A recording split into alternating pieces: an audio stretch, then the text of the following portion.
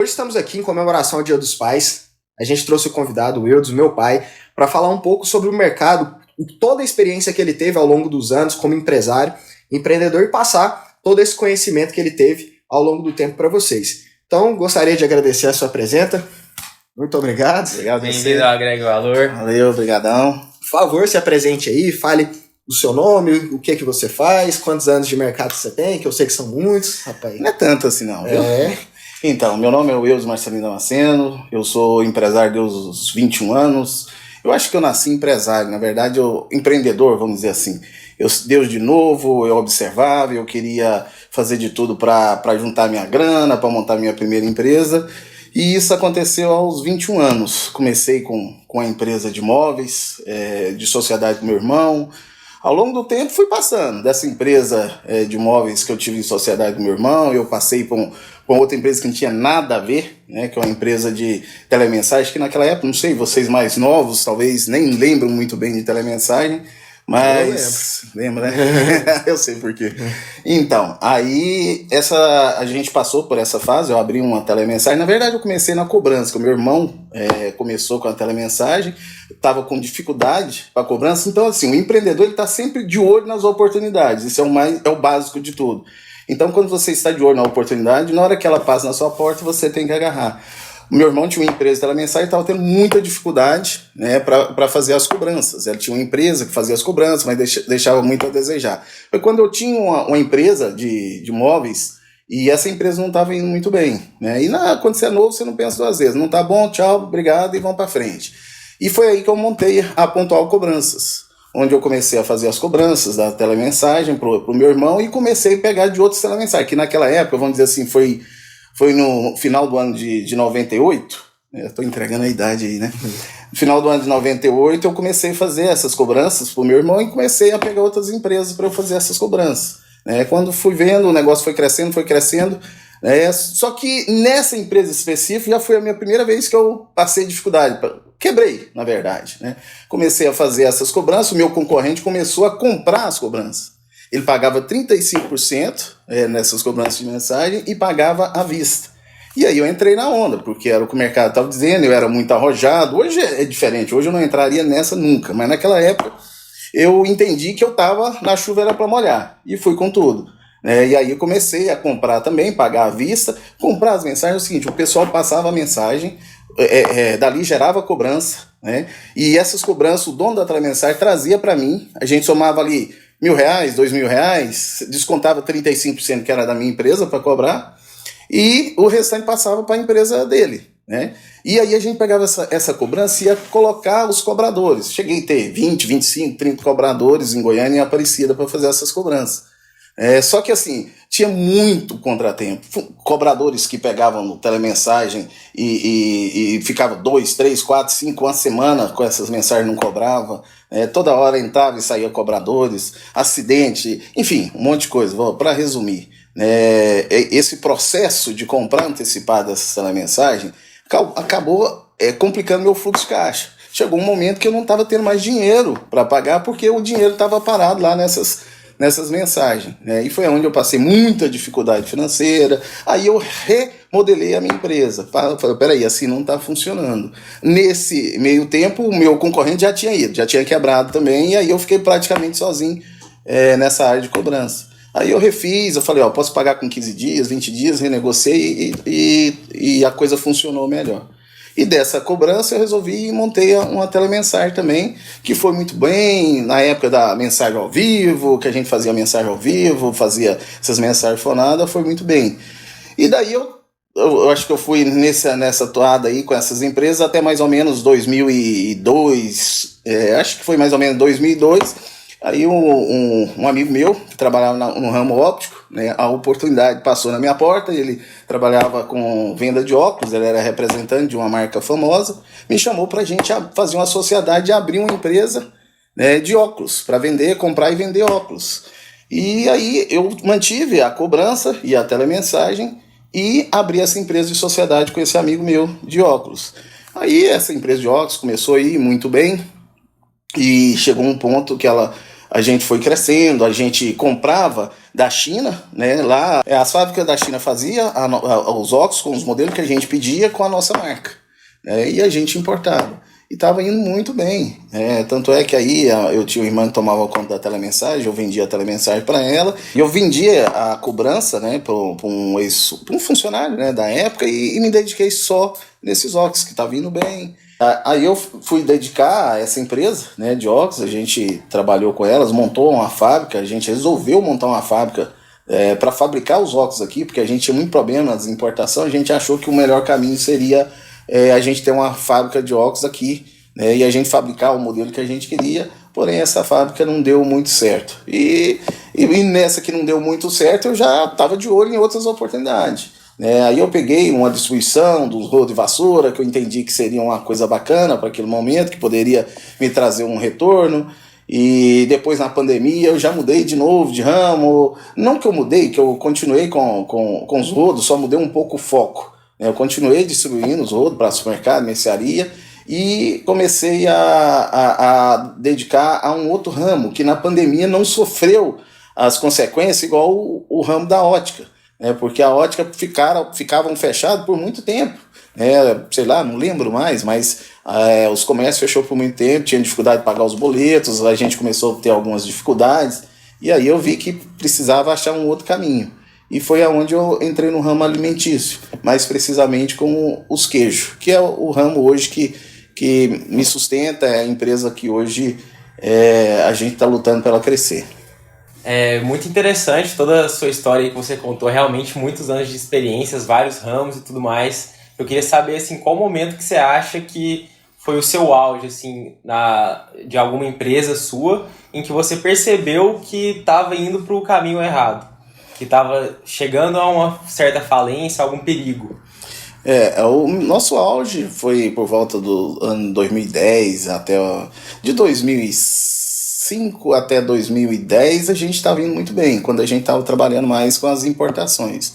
E a gente estava faturando, cada vez aumentando o faturamento, a gente começou, além de ter nossa marca própria, a gente lançou uma marca infantil com um personagem, na época o Garfield, que tinha uma certa relevância aí diante das crianças. A gente começou, quando lançou, a gente vendia muito bem, né? Meu sócio tomava conta dessa parte, ele viajava, ia para Silmo, que é em Paris, participar da feira, ia para Milão, na feira de Milão, e foi para a China. Então, assim, ela já estava num estágio bem bacana. E ele vinha cheio de novidade, trazendo novidade. Nós lançamos essa linha infantil, fez um sucesso, mas a gente sempre esbarrava na questão produção. Para quem trabalha de forma legal, de forma correta, é muito difícil. Pelo menos naquela época nossa era muito difícil importar. Levava 90, 120, às vezes até 150 dias para você trazer a importação.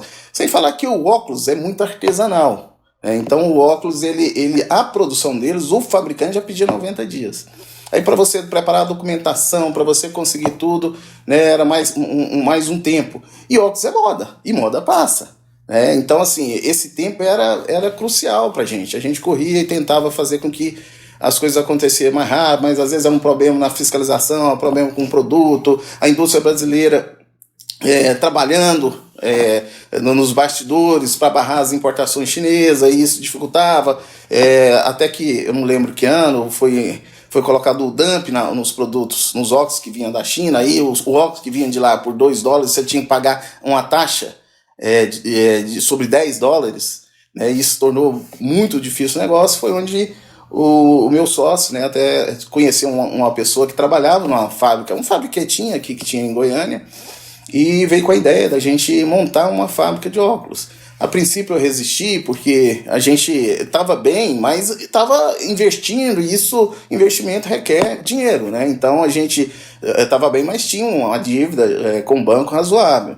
E depois eu acabei me convencendo que seria uma boa. A gente pensava, não, se a gente fabricar aqui, o modelo saiu, a gente já está ali rapidinho, a gente já está vendendo, e isso vai adiantar e acelerar o processo. Só que essa fábrica não foi tão simples assim como a gente imaginou, né? Você fabricar óculos, na teoria, é até fácil. Na prática, não foi nada disso. Os caras que a gente arrumou para poder fazer, um deles acabou tendo uma proposta de uma empresa maior em Tocantins, foi para lá, o outro que tomou conta ali, a gente acabou tendo muito problema, principalmente com os moldes, não dava o fechamento. A gente quis fazer o processo desde o início, sendo que a gente não sabia nenhum final. A gente quis fazer os moldes, a gente quis produzir do começo ao fim os desenhos, contratamos um rapaz, pagamos curso para ele, para fazer os desenhos dos óculos, e isso não deu certo. E com o tempo isso foi comendo o capital, aquele dinheiro que a gente comprava para repor a mercadoria, a gente estava comprando para bancar aquela fábrica que infelizmente acabou, né, não dando certo, e ali para 2015 ela foi declinando. Bom, nessa época, eu que vivenciei, também sei de uma coisa que você esqueceu de comentar, que foi o lapso do restaurante que a gente teve naquela época lá, que também foi bem na época que agravou tudo, né? E, assim, eu lembro como que era a nossa vida, o turbilhão de coisas que tinha, e quero que você fale um pouco mais sobre isso. Como que foi lidar com esse processo de tudo desmoronando para você conseguir se reerguer? Como que foi a pressão emocional, pressão financeira? Como que você... O que você teve que fazer para superar isso e partir para uma nova que foi te levando mais para frente? Não foi fácil, foi os piores anos da minha vida. Você era pequeno, não sei se você lembra muito, mas foi bem difícil, né? Você vê os seus sonhos desmoronar. E assim, o empreendedor, ele tem uma coisa que ajuda demais ele, mas também acaba sendo o ponto fraco dele, que é você ter muito... Você acredita demais. Para você é positivo demais. Não, vai dar certo, vai dar certo. O que eu fui fazendo? Essa empresa, ela começou, a fábrica começou a não dar certo, demorando a produzir, demorando a achar o ponto ali, a coisa começar a rodar, e a gente achando que não, vai dar certo, aí você começa a vender um imóvel, vender uma coisa ou outra para apostar naquilo. Esse foi o meu grande erro, e é o que eu aconselho a todos, né, tomar muito cuidado com isso. Aquilo que você construiu não deve ser colocado na empresa, a não ser que fosse numa situação diferente, uma situação que a empresa está crescendo, está precisando de uma injeção de capital, mas uma empresa que está declinando e você jogar seu patrimônio ali, eu desaconselho, porque não tem dinheiro que vai resolver o problema, porque o problema era crônico, então não tinha, assim, eu tinha que sanar o problema lá na raiz, que era, aquele momento, dar uma pausa na fábrica, olha, o trem tá ficando feio, ou achar uma outra saída. E acabou que a gente continuou investindo nessa fábrica, e achando que ia dar certo, né? E acabou que não deu. E assim, o empreendedor, vocês são novos, e eu tenho certeza que vocês têm essa visão, a gente tá sempre ligado. O negócio aqui tá ruim, eu tenho que estar vendo outra situação, e foi onde eu vi a situação do restaurante, que eu tinha até esquecido desse restaurante. A gente teve um restaurante lá na T8, que foi um amigo meu que tinha comprado, aí resolveu vender e dizia que esse restaurante faturava tanto e tal, e eu acreditei que podia ser bom, né? E acabei naquele momento tentando achar uma válvula de escape e acabei comprando esse restaurante. Acho que a gente ficou com ele quase 2 anos. Só que na verdade aí ficou mais difícil, porque a empresa, a principal fonte de renda nossa, estava em dificuldade, e eu tinha que achar tempo para dedicar para esse restaurante. E quando você tem uma empresa que está dando um resultado negativo, cara, você pensa, é como se você estivesse procurando dentro de um labirinto, procurando uma saída. Cara, tem que ter uma saída, tem que ter alguma coisa, e a cabeça fica a mil. E aí eu arrumei uma outra empresa que também, esse restaurante não estava dando lucro, dava muito problema com o funcionário, e foi tenso, mas graças a Deus passou. E assim, eu nunca deixei de acreditar. Claro, teve um momento ali que a gente fica lá embaixo, a gente fica muito decepcionado, achando que a gente não nasceu para ser empreendedor, mas eu nunca me vejo mais trabalhando como CLT, por exemplo. Isso eu deixei de ser em 1994, para ser mais preciso, quando eu montei a minha primeira empresa, 93 para 94. Então eu eu tinha que achar uma saída. E fui buscando, e hoje, graças a Deus, eu tenho o Atacadão dos Queijos, que vem crescendo, que vem trazendo retorno. Né? Ainda trabalho com a Cadore, que é a parte dos rodos, vassouras, utensílios de limpeza, e sempre acreditar. Né? Você sempre vai achar um caminho. Tem que tentar manter a calma, né? E ter a mente aberta para as oportunidades que tem uns montes passando aí na porta. Né? E se você tiver atenção, você acaba achando a sua. Eu vi que durante sua fala você deu o conselho, né, de não inserir o patrimônio, principalmente quando a empresa já não está indo bem. Foi um ótimo conselho. E dentro dessa aba de conselhos eu queria que você dissesse o que você gostaria de ter recebido de conselho antes de abrir sua primeira empresa e o que você considera assim, de conhecimento mais valioso nesse ramo. Assim, primeiro eu tinha que ser menos cabeça dura, que é uma coisa que a gente nasce com ele e é difícil. Eu tenho uma família que me ama, que sempre me deu apoio, que me dava conselho, né, que conversava comigo, mas, cara, eu infelizmente tenho esse defeito.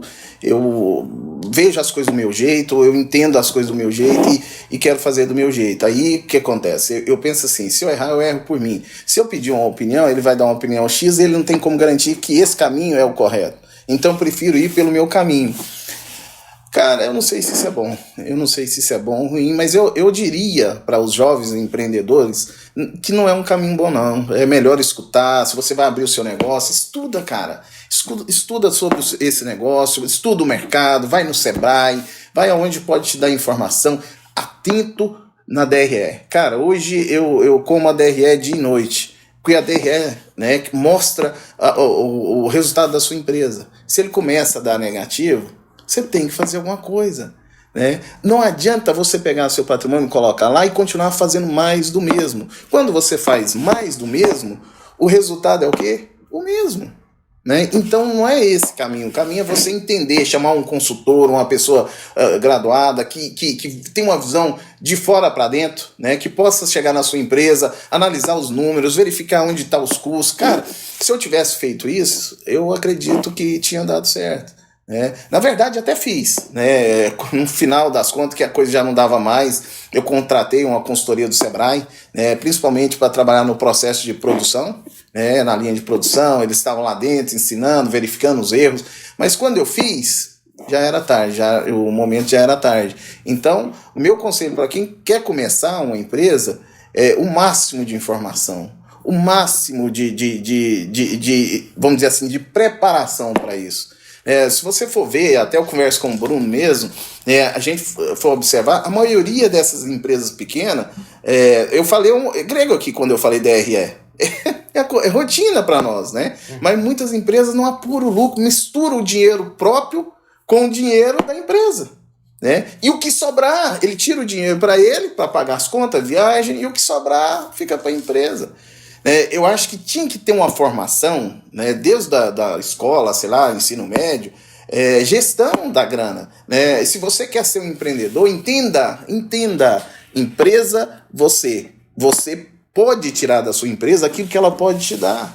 Se você tirar mais do que ela pode te dar, você mata a sua galinha dos ovos de ouro. Né? É básico, teoria, mas precisa entrar na cabeça, a pessoa precisa entender isso e gerir essa empresa com esse pensamento. Né? Empresa é uma coisa, pessoa física é outra. Quem manda? A empresa.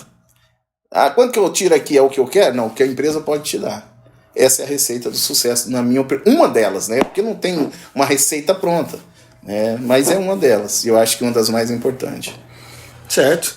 E muito bem falado sobre procurar informação em cima de consultoria para poder te ajudar e ter uma nova perspectiva de alguém que está mais adaptado àquele assunto para poder dar uma segunda opinião. E é por isso, então, que eu indico o Grupo Fleury. Lá, eles fornecem BPO financeiro, consultoria empresarial, a parte contábil e diversas outras áreas que podem te ajudar a ter um crescimento espontâneo dentro da sua empresa, apontar alguns gargalos e você conseguir, assim, apurar uma DRE da maneira certa de se fazer. Lembrando, isso não é custo, viu? Isso é investimento. Se você quer dar certo, você tem que fazer a coisa certa. Certo. E se você não sabe o que é uma DRE e como que faz uma análise de resultados financeiros, Comenta aqui embaixo se você quer um vídeo específico falando sobre isso, para você aprender a fazer isso na sua empresa e tá sempre de olho, porque a gente viu na prática que isso é muito importante para o crescimento da sua empresa. E comenta aí se você gostou desse tipo de formato. A gente está trazendo empreendedores para contar suas histórias, histórias reais, história de tudo que passou, como que foi esse processo, para trazer o máximo de conhecimento para você, novo empreendedor, ou você que já está no mercado e precisa de mais conhecimento para manter sua empresa viva. Então, novamente, muito obrigado pelos conhecimentos ensinados aqui. Sejam muito bem-vindos novamente. E foi um prazer ter aqui você no Agrega Valor. E para passar a palavra para você, para a gente encerrar o vídeo, esse foi também um especial do Dia dos Pais. Eu devo todo o conhecimento que eu tenho hoje a esse cara aqui, que já passou por muita coisa. E a coisa que eu mais importante que eu aprendi para chegar aqui hoje eu tenho que aprender com os erros dele para eu não cometer os mesmos. E olha que ele errou muito, aprendi bastante com você. O melhor aprendizado é com erro de terceiro. É o mais inteligente, né? E por incrível que pareça, Bruno, eu morria de medo de quebrar, cara. Eu sempre ficava olhando os caras que quebravam, falava, porra, né, eu tenho que ficar atento aí com o mercado e tal, e infelizmente a gente às vezes vacila, mas foi uma escola, né? Como você disse, aprendi muito. Se você quiser, tem muito o caminho que você não deve seguir, porque o caminho que você deve seguir, pelo que eu tenho visto, pelo que eu te conheço, você já conhece bem, né? Mas, gente, olha, humildade, né, conhecimento é fundamental, e eu espero ter contribuído de alguma forma com a minha experiência. E como você falou, os erros dos outros têm que servir de exemplo para nós, né? E aquele que ouve e coloca em prática isso tem muita chance de ser um grande empreendedor sem precisar de passar pelo caminho espinhoso que eu passei. Certinho. Muito obrigado. Valeu. E até a próxima.